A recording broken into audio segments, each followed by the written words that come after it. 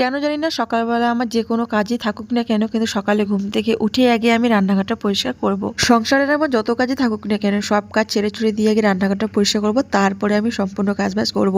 কারণ রান্নাঘর যদি আমার পরিষ্কার পরিচ্ছন্ন থাকে, আমার মানে বাকি সব কাজগুলো আমার খুব তাড়াতাড়ি এগোয়। তো সবাইকে শুভ সকাল জানিয়ে আজকের ব্লগটা এখানে শুরু করলাম। আর আজকে হচ্ছে উত্থান একাদশী। সকালবেলা উঠেই তো মানে মাথায় এক ভারী চিন্তা যে কোথা থেকে কি শুরু করব, কোথা থেকে কি পরিষ্কার করব। সবার প্রথম হচ্ছে আমার রান্নাঘর পরিষ্কারের চিন্তা, তো সেটা আগে করে নিচ্ছি। তারপরে রান্নাঘর দূর পরিষ্কার করে নিয়ে টেবিল মুছে নিয়ে এখন চলে আসলাম উঠানটা ঝাড়াঝাড়ি করতে। আর শুরু হয়ে গেছে বর্ষাকাল, মানে শীতকালে যে এত বৃষ্টি পড়ে ভাবার বাইরে। আশ্বিন কার্তিক মাসে এত বৃষ্টি হয়, মানে প্রায় মনে হয় 2-3 দিন থেকে বৃষ্টি। আর এই যে উত্থান একাদশীর তো সেই 2 দিন আগের থেকে বৃষ্টি শুরু হয়েছে। আর উত্থান একাদশী শনিবার ছিল, রবিবার সোমবার বৃষ্টি কমছে। মানে আমাদের কোচবিহার ডিস্ট্রিক্টে এরকম পরিস্থিতি। আর সেই বৃষ্টিতে কিন্তু একদম ঠান্ডাও চলে এসেছে। আমরা তো এখন ব্ল্যাঙ্কেট গায়ে দিই। সেই সকালে বৃষ্টি শুরু হয় আর একদম সারা দিন রাত্রি বৃষ্টি পড়েই যায়। আর বৃষ্টির পরিমাণটা কি বলতো, মাঝেতে খুব ভারী আসে আর মাঝেতে কিন্তু হালকা হালকা হয়।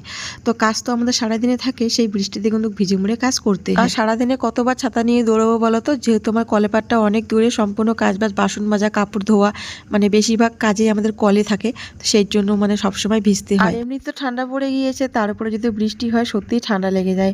মানে গরমকালে বৃষ্টিটা কী বলতো, তখন বৃষ্টি হলে না ভিজতে মন চায় যে না ভিজি, একটু শরীরটা আরাম লাগবে। কিন্তু এখন এই বৃষ্টিতে একদমই ভিজতে মন চাইতেছে না। মানে সেই তো সকাল থেকে বৃষ্টি হচ্ছে, আমি অনেকক্ষণ মানে ঘুম থেকে উঠে মানে সেই ঘরে বসে আছি যে কখন বৃষ্টি কমবে, কখন আমি কাজগুলো করতে পারবো। কারণ ঠান্ডা ঠান্ডা ভাব তো, এই ঠান্ডার মধ্যে ভিজলে নিজেরই শরীর খারাপ হবে। যাই হোক, এই বৃষ্টিতে কিন্তু ঝাড়ু দেওয়া খুব মুশকিল বিষয়। এমনিতে তো মাটি ঘাটি সম্পূর্ণ একদম ভিজা হয়ে আছে, আর এই ঝাড়ুটা দিয়ে একদমই যেতে চায় না। কোনাকুনিগুলো তো ওই ছোটো ঝাড়ুটা দিয়ে আমি বের করে নিয়ে আসি। মানে আমার সবসময় বড় ঝাড়ু দিয়ে উঠোন ঝাড়লে বেশি ভালো হয়, কারণ তাড়াতাড়ি করতে পারি। এত সময় তো উঠোনে দিলে হবে না আমার। আর এখন দেখো মানে হয়ে গেল উঠোনটা ঝাড়াঝাড়ি করা। এখন দেখো চলে এসেছি বাসনগুলো মাজতে। আর আজকে তো আমি উপোস আছি, মানে আজকে উত্থান একাদশী, আমি একাদশী আছি। তো এবার নাকি 2 দিন একাদশী পড়েছে, শনিবার রবিবার। তো আমি কিন্তু খুব একটা মানে সঠিক জানি না যে কী বার পড়েছে, কিন্তু সবাই যেহেতু শনিবার মানে পালন করছে আমাদের এদিকে, এর জন্য আমি শনিবারটাই আমিও করেছি। কিন্তু রবিবারের দিনও অনেকজন ছিল, কিন্তু আমার বাবা মা আমার শ্বশুর শাশুড়ি সবাই আবার শনিবারের দিনই ছিল। আজকে এবার দেখো কতগুলো জামা কাপড় ভিজিয়েছি। যতই উপোস থাকে, যতই একাদশী থাকে, এগুলো কাজ তো আমার সংসারে কাজ করতেই হবে, তাই না? জামা কাপড়গুলো ভিজিয়ে রেখেছি, ধোয়া হয়ে গিয়েছে, আমি কিন্তু জলে ভিজিয়ে রেখেছি। আর এখন এগুলো আরেকটা ধোয়া দিয়ে আমি তুলে দিব। আর আগে বাসনগুলো মাজতে বসেছি, কালকে তো বাসনপত্রগুলো ছিল। আর যেহেতু আমার কলপাটটা অনেক দূরে না, আমি রাত্রেবেলা মাজা ঘষা করতে পারি না। এই পাশটা দেখো কতটা ফাঁকা, একদম খোলামেলা, আর মানে ভয় লাগে জানো। আর ও যদি আমার সাথে আসে আর ছেলে আবার একা থাকে, এর জন্য কি করি বলো তো, মানে সকালবেলায় আমি বাসনপত্র মাজা ঘষা করি। সত্যি কথা বলতে কলপাটটা যদি আমার একদম কাছে হতো, আমি রোজই কিন্তু বাসনপত্র মেজে ঘষে পরিষ্কার পরিচ্ছন্ন করে রাখতাম, তাহলে আমার সকালবেলা আমারই একটু তাড়াতাড়ি হতো কাজগুলো করতে, তাই না? কিন্তু আমার পোড়া কপাল, সেই দূরে আমাকে আসতেই হয়। আর চাইলে সবকিছু মনের মতন কখনোই পাওয়া যায় না, সবকিছু হচ্ছে কপাল, কপালের দোষে পাওয়া যায়। সম্পূর্ণ কাজবাজগুলো করে নিয়ে স্নান করে আসলাম। সবার শেষে কিন্তু ঘরটা আমি মানে মুছে নিয়েছি, শোয়া রুমটা। আর এখন স্নান সারি একেবারেই চলে আসলাম, ছেলের খাবার বানাচ্ছি। আজকে নাকি ছেলে ম্যাগি খাবে সকালের খাবারে। তো একদম দেখো মশলা ছাড়া, মশলা মানে দেই নেই আমি, মশলার প্যাকেট একদম গোটাই থাকে, শুধু মানে ম্যাগিটা সেদ্ধ করে দিই, ওইটাই ও সকালবেলা ভালো খায়। স্নান করে এসে দেখো ছেলেকে আগে ম্যাগি বানিয়ে দিলাম, ও ম্যাগি খাবে। কত খুশি দেখো ম্যাগির কথা শুনলে। ও সকালবেলা ম্যাগিটা খুব চটপটে খেয়ে নেয় না বাবা, কিন্তু অন্য কোনো খাবারই খেতে চায় না। দেখো ম্যাগি বানিয়ে দিলাম, এখানে একটা কাঁথা পেতে দিব। তো সকালবেলা যদি ম্যাগিটা খায়, চটপটে একা খেতে পারে, অন্য কোনো খাবার খেতে একা খেতে পারলে আমি নিজেই যাবো, তারপরে আমি মোবাইল দেখতে দেখতে একা একা খাবে।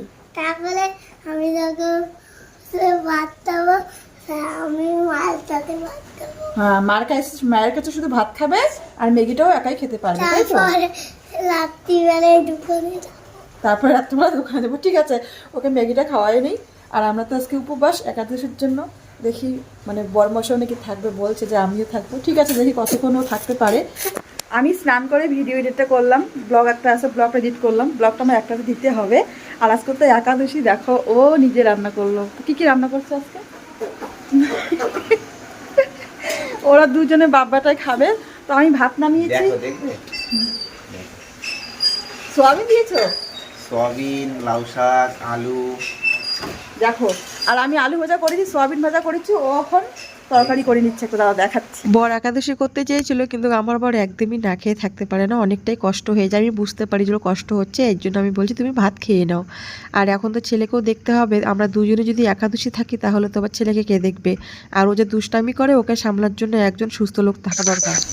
এই যে ফল নিয়েছি আমি, এক হেলা কলা, একটা আপেল কেটে নিয়েছি, কিন্তু আমি খাবোই না, আমি একটা আপেলও খাবো না, আমার ফল একদমই খেতে ইচ্ছা করে না, কিন্তু পরের দিন সকালবেলা দেখো চলে এসেছি জামা কাপড়গুলো নিয়ে। সেই বৃষ্টির জন্য জামা কাপড় শুকোয় না। আজকে একটু বৃষ্টিটা ওই মুহূর্তে কম আছে, ভাবলাম জামা কাপড়গুলো মানে দেই, শুকোবে না যেহেতু মানে রোদ্দু নেই, কীভাবে শুকোবে বলো তো। কিন্তু ঝরঝরা তো হবে, কিন্তু সেই কিন্তু আকাশ একদম মুখ ভার করে বসে আছে, মানে বৃষ্টি তো পড়েই যাচ্ছে। আর এই বৃষ্টি হলে না জামা কাপড় একদম অনেক হয়ে যায়, তখন মানে ভাবি যে কোথায় মেলে দিব। এমনিতে তো আকাশের অবস্থা খুব খারাপ, মানে মুখ ভার করে আছে, তার উপরে আবার জামা কাপড় শুকোয় না। এই জামা কাপড়গুলো নিয়ে টানাটানি কোথায় রাখবো না রাখবো, মানে বিরক্তকর। আর এখন দেখো উঠোনটা ঝাড়াঝাড়ি করতে এসেছে, তো প্রথমে আমি আজকে এই মানে সামনেটাই ঝাড় দিব। আর কালকে যেহেতু একাদশী ছিলাম, আজকে কিন্তু সকালে ঘুম থেকে উঠে পড়েছি, কারণ কাজবাজগুলো আমার সম্পূর্ণ কমপ্লিট করে স্নান দান করে সময় মতো আমাকে পালন করতে হবে, একাদশী পালন করতে হবে। এর জন্য আমি সকাল সকালে উঠে পড়েছি। তো প্রথমে শাশুড়িমা উঠেছিল, উঠে স্নান দান করে নিয়ে কিন্তু শাশুড়িমা পুজোতে বসেছে, আর এখন তারপরে কিন্তু আমি উঠেছি। তো আমার তো অনেক কাজ থাকে না, শাশুড়িমা তো স্নান করে নিয়ে শুধু পুজোটা করলেই হয়ে যায়। শাশুড়িমার তো আর বাড়ি ঘরদোর কোনো কাজ পরিষ্কার পরিচ্ছন্ন করার থাকে না। তো উঠোনটা ঝাড়াঝাড়ি শেষ করার পর আমি বাসন কটা ছিল কালকে দু একটা, সেটা আমি মাজতে বসেছি। আর এদিকে দেখো শাশুড়িমার কিন্তু পুজো দেওয়া কমপ্লিট হয়েছে, তো আমি বলেছি প্রসাদ রাখতে। তো আমাদের বাড়িতে আজকে মানে একাদশী অনেকেই আছে, মানে বড় যা, বড় ভাসুর, বড় যাওয়ার মেয়েটা, মানে সবাই। আর এদিকে দেখো ঘরে মা কিন্তু মানে গোপালকে দিয়েছে এখানে, এই যে আমাদের ছোট্ট গোপাল। তো আমি তো আগেই বলেছি আমাদের বাড়ির পুজো কিন্তু আমার শাশুড়ি মেয়ে দেয়, মানে এখনো পুজোর কাজটা মাই করছে। আর এদিকে আমি স্নান করে এসে তুলসী স্থানে একটু জল দিয়ে কিন্তু প্রণাম করে আমি এখানে মানে উপোসটা ভাঙবো এখন। তো অনেকে আমি বলছে যে আমি তুলসী স্থানে মগ দিয়ে জল দিয়েছি, এটা করা আমার ঠিক হয়নি। তো সত্যি এটা করা আমার ঠিক হয়নি। আমি জানি তুলসী স্থানে মগ দিয়ে জল দেওয়া যায় না, ঘটি দিয়ে জল দিতে হয়, কিন্তু মানে আমি সামনে পাইনি ঘটি। আমার শাশুড়ি মা যেহেতু পুজোর দায়িত্ব সম্পূর্ণ রাখেন, তো উনি কোথায় রেখেছে আমি খুঁজে পাইনি, উনি প্লাস্টিক দিয়ে দিয়েছে, আর এর জন্য আমিও দিয়েছি।